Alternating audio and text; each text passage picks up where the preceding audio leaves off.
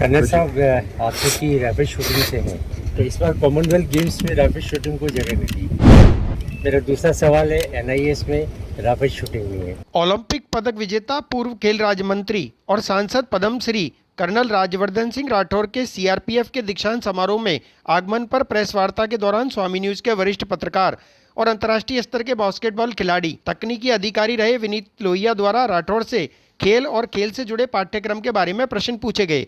आइए दिखाते हैं क्या कहा राज्यवर्धन सिंह राठौर ने। कन्नड़ साहब आपसे की रैपिड शूटिंग से हैं, तो इस बार कॉमनवेल्थ गेम्स में रैपिड शूटिंग को जगह नहीं दी। मेरा दूसरा सवाल है, एनआईएस में रैपिड शूटिंग नहीं है।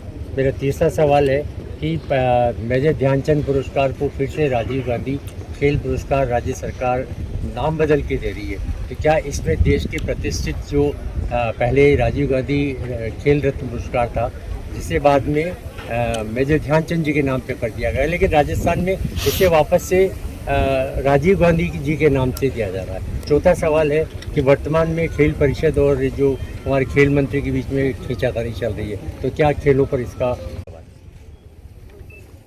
ये भारत केवल एक नहीं बल्कि अनेकों खेलों के अंदर अच्छा कर रहा है और ये भारत की क्षमता है कि आप खेल भी देखिए कौन से हैं, रेसलिंग में कुश्ती, वेट लिफ्टिंग, बॉक्सिंग, शूटिंग, इन सब खेलों के अंदर, फिर बैडमिंटन, इन सब खेलों के अंदर भारत अच्छा कर रहा है।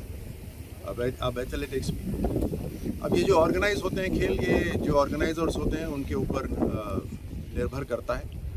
भारत अपनी तरफ से कोशिश हमेशा करता ही रहेगा। पदक तालिका में क्या नहीं हम नीचे आ जाएंगे अगर रैपिड शूटिंग को बाहर निकाल दिया जाता है, या तीरंदाजी को बाहर निकाल दिया जाता है। राइफल शूटिंग अपने आप में एक ऐसा खेल है जिसमें हम पदक जीतते हैं, उसमें कोई दो राय नहीं। और भारत की हमेशा कोशिश रहेगी कि ऑर्गेनाइजर्स को कन्विंस करा जाए कि ज़्यादा से ज़्यादा खेल ऐसे रखें जिसमें भारत पार्टिसिपेट करता है। लेकिन आखिरकार ये उन्हीं के ऊपर निर्भर करता है, क्योंकि कुछ रूल्स के तहत ये गेम्स ऑर्गेनाइज होते हैं।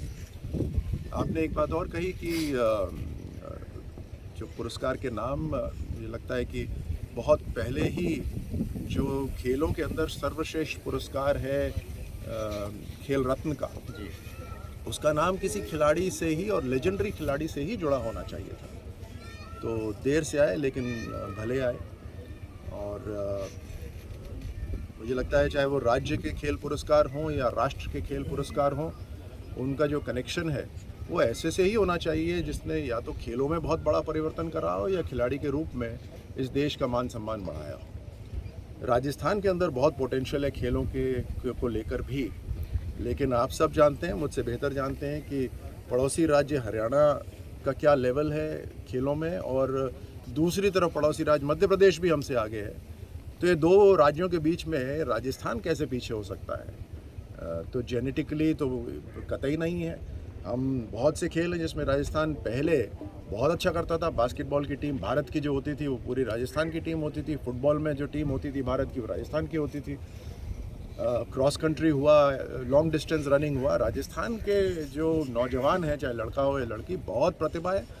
एक माहौल बनाने की ज़रूरत है, एक व्यवस्था करने की ज़रूरत है, और उस व्यवस्था के अंदर सरकार का बहुत बड़ा रोल रहता है।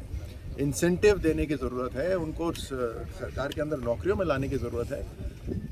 लेकिन राजनीति तो उसमें जगह है ही नहीं साहब रैपिड शूटिंग को, तो आप कैसे हम उम्मीद करें कि आगे जाके नए जो प्रतिभा है उनको हम बना। आपका सवाल ठीक है, लेकिन उसके बावजूद भी आप जानते हैं कि एनआईएस में भले ही हम प्रशिक्षित नहीं कर रहे हों कोचेस को, लेकिन अंतर्राष्ट्रीय जो फेडरेशन है उसने अपने आप व्यवस्था करी हुई है अलग अलग देशों के कोचेस को ट्रेनिंग करने के लिए। और भारत के बहुत से कोचेस हैं जो अंतर्राष्ट्रीय कोचिंग ले चुके हैं। तो ट्रेनिंग चाहे भारत में हो या विदेश में हो, या विदेशी संस्था से हो या भारतीय संस्था से हो, लेकिन ट्रेनिंग हो रही है।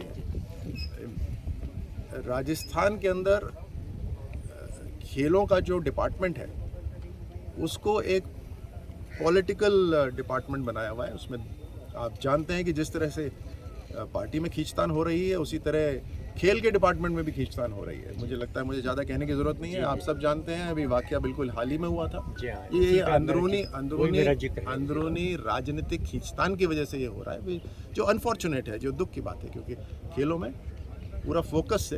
खेल परिषद के मैं अध्यक्ष और राज्य आपको मंत्री एक उदाहरण दे देता हूं कि कोटपुतली के अंदर, प्रागपुरा के अंदर 4-4 करोड़ की लागत से इंडोर हॉल बन के तैयार हुए हैं। 3 साल से उद्घाटन हो चुका है, लेकिन ताला लगा हुआ है क्योंकि भारतीय जनता पार्टी के सांसद ने बनाया हुआ है। तो मुझे लगता है इससे बड़ा क्या और उदाहरण हो सकता है। ग्रीन वैली रिसोर्ट फैमिली के लिए सुंदर हरा भरा resort and restaurants, birthday parties, marriage, kitty party, anniversaries और अन्य आयोजन के लिए एसी रूम, स्विमिंग पूल और गार्डन उपलब्ध है। Green valley resort, Kharkhedi, Pushkar road, Ajmer. तो आज ही संपर्क करें 9784314877, 9414205740, 9928005740। सदगुरु इंटरनेशनल स्कूल अजमेर हर एक प्रकार की आधुनिक सुविधाओं से सुसज्जित 7 नेशनल स्पोर्ट्स कोर्ट के साथ एडमिशन ओपन। सदगुरु इंटरनेशनल स्कूल, पृथ्वीराज नगर, ए ब्लॉक के सामने, पंचशील नगर, अजमेर।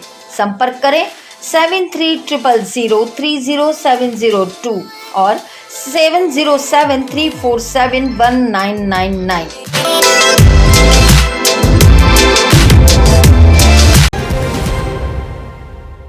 श्री लक्ष्मी विहार, फाइसागर रोड, अजमेर।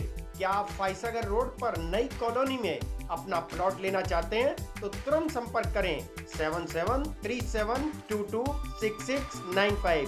हमारे यहाँ उपलब्ध है 65 गज से लेकर 180 गज तक के प्लॉट्स। आज ही बुक करें, बने अपनी जमीन के स्वयं मालिक। अगर आप बना बनाया मकान भी लेना चाहते हैं तब भी संपर्क करें 8302503428। श्री लक्ष्मी विहार, फाइसागर रोड, अजमेर।